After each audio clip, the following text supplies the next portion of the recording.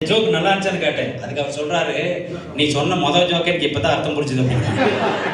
நான் ஒரு 24 ஜோக் எங்க போறது, உட்கார வச்சு டியூஷன் தான் எடுக்கணும். நல்லா சிரிக்கணும். நல்லா சிரிச்சா உடம்புல ரத்த பாசம் நல்லது. வாய் விட்டு சிரிச்சா நோய் விட்டு போகும். ஆமா, அதுக்கு நைட்டு 12 மணிக்கு நைட்டு நடுக்கூட்டில் லைட்டை போட்டு கேட்க சிரிச்சிடாதீங்க, வீடு காலி ஆயிடும்.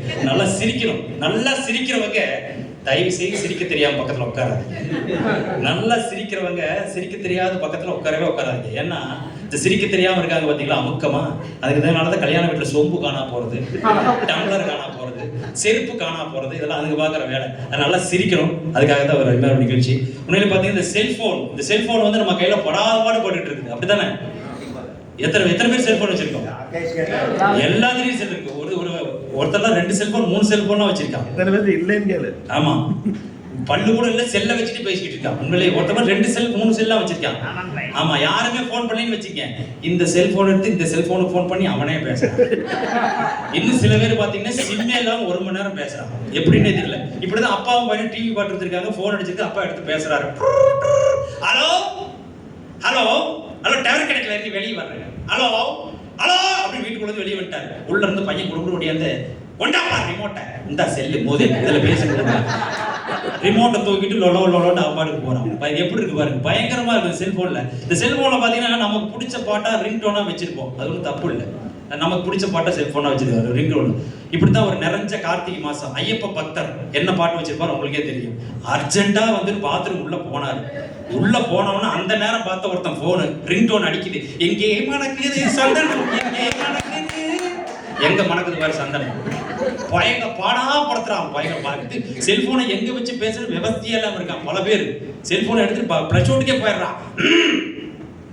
இன்னும் வரல, இன்னும் வரல, என்னடா உள்ள வரலைங்கிறான்னு பார்த்தா, அதாவது பிளிப்கார்ட்ல மெமரி கார்டு ஆர்டர் பண்ணிருக்கான். அது வரலன்னு அடுத்த கூட பேசிக்கிட்டு இருக்கான். வெளியே ஒருத்தர் எனக்கு வருது, நீ வெளியே வாடா, நானாவது போறேன்.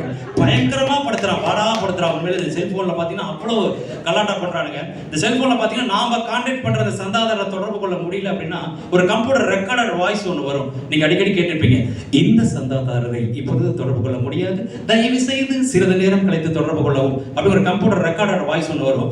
நான் சன் டிவி அசத்து போகும் நிகழ்ச்சிக்காக கொஞ்சம் காமெடிக்காக சில வித்தியாசமான நடிகரோட டவுன் அதில் பேசியிருந்தாங்கன்னா அவங்க எப்படி பேசியிருப்பாங்க அப்படின்னு சின்ன கற்பனை. முதல்ல பிறகு அகில உலக வில்ல நடிகர் ரகுவரன் சார் வந்து இந்த செல்போன்ல பேசியிருந்தாருன்னா அவர் எப்படி பேசியிருப்பாரு. இதோ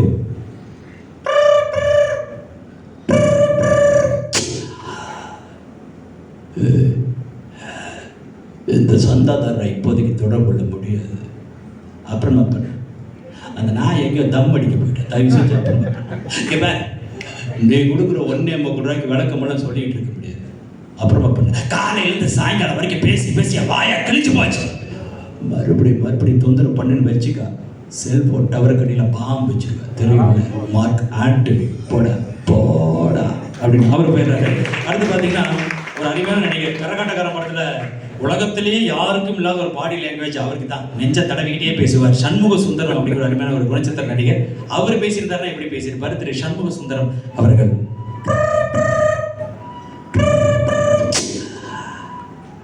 அக்கா, இந்த சந்தாதாரரை இப்போதைக்கு தொடர்பு கொள்ள முடியாதக்கா. அக்கா, ஒவ்வொரு புருஷன் பில்லு கட்டலீங்க, வாயால எப்படிக்கா சொல்லுவேன். அக்கா, ஒரு நாளைக்கு 1000 பேருக்கு இப்படி சொல்லி ரத்தமா வாங்கி கிடக்குறக்கா. அக்கா, ஒரு இன்கமிங்கல் அவுட்கோயிங்கல் மதிக்கிறதா அக்கா மரியாதை. அக்கா, இப்போ இந்த பிள்ளைக்கு ரொம்ப மோசக்கா.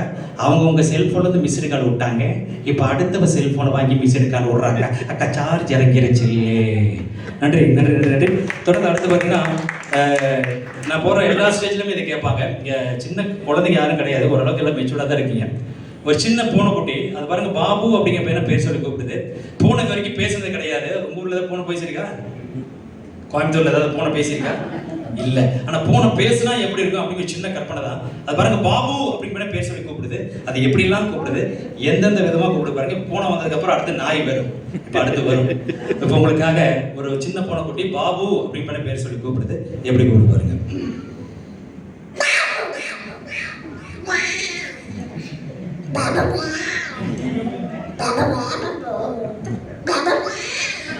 அப்படி பாபு வரல, கொஞ்சம் கொஞ்சி கூப்பிடுது. இப்படி எல்லாம் கூப்பிட்டா வரமாட்டான்னு சொல்லிட்டு கொஞ்சி கூப்பிடுது.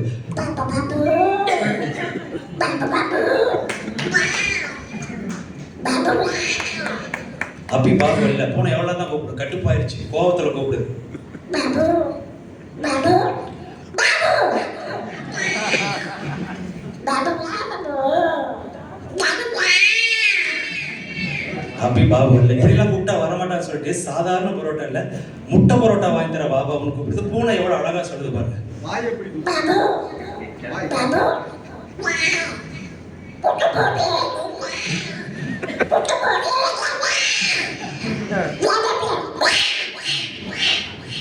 பாபு இல்ல